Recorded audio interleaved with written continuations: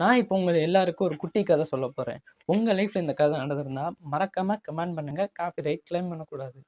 ஒரு ஊர்ல உள்ள ஒரு பெரிய மரத்துல ஒரு குருவி ஒன்று கூடு கட்டி வாழ்ந்துட்டு இருந்துச்சு. அன்னைக்கு சரியான மழை பெய்யும். அந்த மலைக்கு அந்த கூட்டு ஓரத்துல பாம்பு ஒன்று ஒதுங்குச்சு. அந்த குருவி அந்த பாம்பை பார்த்து, பாவம் யாரு பெத்த பிள்ளையோ இப்படி வீணா மலையில நனைஞ்சிட்டு இருக்கேன்னு நினைச்சு பரிதாபப்பட்டுச்சு. இதை கவனிச்ச பாம்பு அந்த குருவிகிட்ட கேட்டுச்சு, இன்னைக்கு ஒரு நாள் நான் உன் கூட்டுல தங்கிக்கிறேன், விடிஞ்சோடனே நான் காலி பண்ணி கிளம்பிடுறேன் அப்படின்னு சொல்லி கேட்டுச்சு. இதை கேட்ட மற்ற பறவைங்க, வேணா அவனுக்கு இடம் தராது, அவன் ஒரு பாம்பு, என்னைக்கா இருந்தாலும் அவனால் நமக்கு ஆபத்து வரும் அப்படின்னு சொல்லுச்சு. இதை கவனிச்சு அந்த பாம்பு ஒன்று அழுக ஆரம்பிச்சிருச்சு. அந்த பாம்போட கண்ணீர் முன்னாடி அந்த குருவி யார் சொல்றதையும் கேட்கல, எதை பத்தியும் யோசிக்கல. அந்த பாம்புக்கு இடம் கொடுத்துருச்சு. மழையும் நின்றுச்சு, மறுநாளும் விடிஞ்சிருச்சு.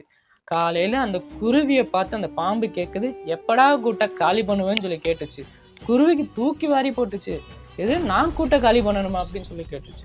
அந்த பாம்பு சொல்லுச்சு, நீயா காலி பண்ணா கூட்டம் மட்டும் தான் காலி பண்ணணும், நான் காலி பண்ணனா கூட்டையும் காலி பண்ணுவேன், உன்னையும் காலி பண்ணுவேன் அப்படின்னு சொல்லி அந்த பாம்பு சொல்ல, அந்த குருவிக்கு அந்த பாம்பை எதுக்கிற திறனும் இல்லை, பலமும் இல்லைன்றவாச்சு பக்கத்து மரத்துக்கு போய் கூடு கட்டி தங்க ஆரம்பிச்சிருச்சு.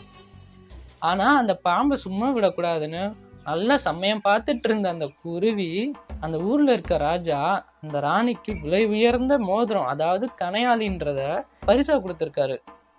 இதை கேள்விப்பட்ட அந்த குருவி நேரா ராணி இருக்கிற அந்தப்புறத்துக்கு போய் ராணியோட கண்ணு முன்னாடியே அந்த மோதிரத்தை எடுத்து அங்கிருந்து பறந்துருச்சு.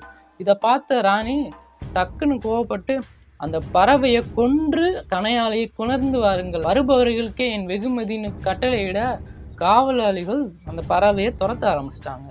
அந்த குருவி தன்னோட பழைய கூட்டுக்கு நேராக பறந்து போயிடுச்சு. காவலாளிகளும், ஏ கிளி, இன்னைக்கு கிடைச்சா நீ பலி அப்படின்ற மாதிரி வெறித்தனமா துரத்த ஆரம்பிச்சிட்டாங்க. அந்த குருவி என்ன பண்ணுச்சு, நேராக தன்னோட பழைய கூட்டுக்கு பறந்து போய் அந்த கூட்டுல அந்த மோதிரத்தை போட்டுருச்சு. அந்த கூட்டுல ஆழ்ந்த தூக்கத்துல இருந்த இந்த பாம்புக்கு அங்க நடக்கிறது எதுவுமே தெரியல.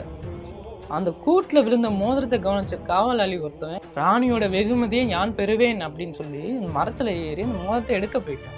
இந்த கூட்டு பக்கத்துல போய் கையை விட போகும்போதுதான் தெரியுது அங்க ஒரு பாம்பு தூங்கிட்டு இருக்கிறத. அப்பதான் அவன் கவனிக்கிறான். என்னடா சத்தம் கேட்குதுன்னு சொல்லி பாம்பு கண் முழிக்க, பயத்துல அந்த காவலாளி தன்னோட கையில இருந்த வாளை எடுத்து பாம்பு ஒரே போடு. ஏன் தாக்கப்படுறோம் தெரியாமலே பாம்போட உயிரும் பிரிந்தது. இதைத்தான் வள்ளுவரும் சொல்லியிருக்காரு, வலியார் முன் தன்னை நினைக்க தான் தன்னின் மெலியார் மேல் செல்லும் இடத்து. நான் என்ன சொல்றேன்னா, இந்த மாதிரி பாம்பு எண்ணம் கொண்டவங்களை உங்க இல்லத்திலயும் சரி உங்க உள்ளத்திலயும் சரி துளி கூட இடம் கொடுக்காதீங்க. நன்றி. Subscribe to us all.